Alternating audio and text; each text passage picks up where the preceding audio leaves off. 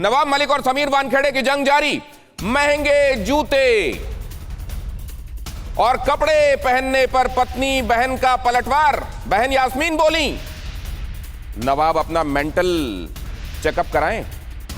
पत्नी क्रांति बोली, सावन के अंधे को सब हरा हरा सूझता है। समीर वानखेड़े ने कहा, सब कुछ सिर्फ फंसाने की कोशिश के तहत है। राहुल सर, बगैर आग के धुआं होता है क्या?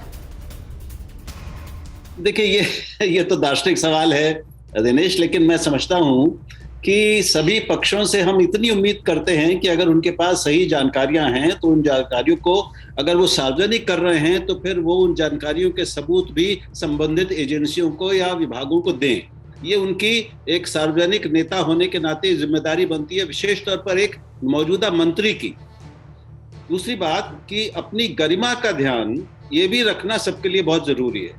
सब इसमें शामिल हैं। एक चीज बहुत साफ सामने आ रही है महाराष्ट्र के इस पूरे प्रकरण से, और उसमें कई प्रकरण मिल गए हैं, कि जो एक नेक्सस हमको दिख रहा है उससे कोई भी बचा नहीं है। ना तो कोई केंद्रीय एजेंसी बची है, ना उससे कोई राज्य एजेंसी बची है। मतलब पुलिस कमिश्नर गायब हो जाए, फरार हो जाए, आप क्या समझते हैं कि ये केंद्र सरकार की जो एजेंसियां हैं उनकी जानकारी के बिना ये संभव है कि उनको मालूम ना हो वो कहाँ है परमवीर सिंह? ये असंभव बात है। लेकिन अभी वो राजनीति के एक मोहरा है, इसलिए उनका दोनों ओर से फुटबॉल वो बना हुआ है। वरना अगर दोनों सरकारें, केंद्र राज्य तय कर ले मिलकर कि हमें परमवीर सिंह को गिरफ्तार करना है, सामने लाना है, तो यह असंभव है कि वो सामने ना लाए जा सके और पकड़े ना जा सके।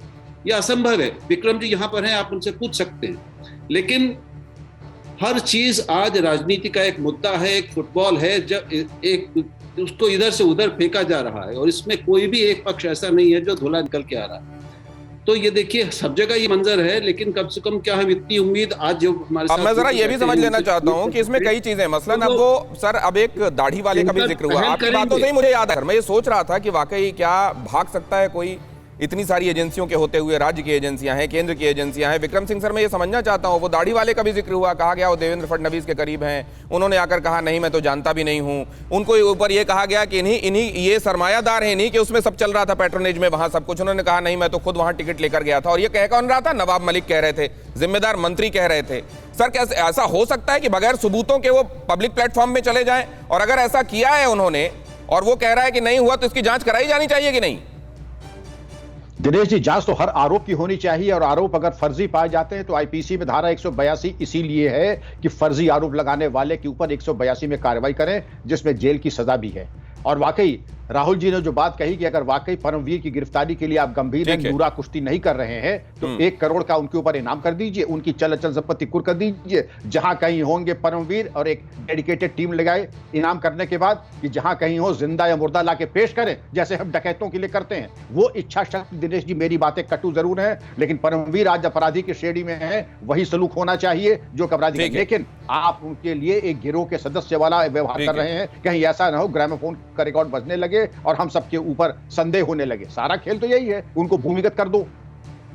क्या हर किसी का इस तरह का आदमी होता है क्या? मैं फिर से नीरज गुंडे पर लौटूंगा आपके पास जब आऊंगा आनंद जी, तो बहुत जल्दी से, क्योंकि वो कहा जाता है कि आप दोनों के बीच कड़ी थे उस समय, देवेंद्र फडणवीस और मातोश्री के बीच की जो कड़ी थे वो नीरज गुंडे थे, और आज भी उनकी भूमिका बहुत महत्वपूर्ण है।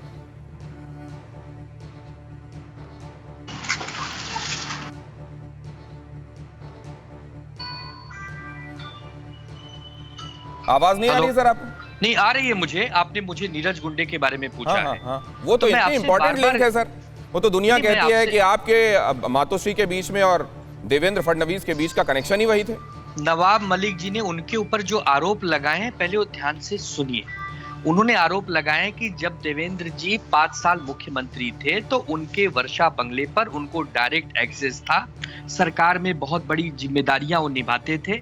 बहुत सारे, मैं यही जानना चाहता हूं सर कि कई किरदार ओवरलैपिंग भी हैं क्या? वो तो अकेले आइसोलेशन में नहीं, ओवरलैपिंग भी है क्या? बहुत धन्यवाद करूंगा सर। परवाह देश की, सोमवार से शुक्रवार रात 10 बजे TV9 भारतवर्ष पर।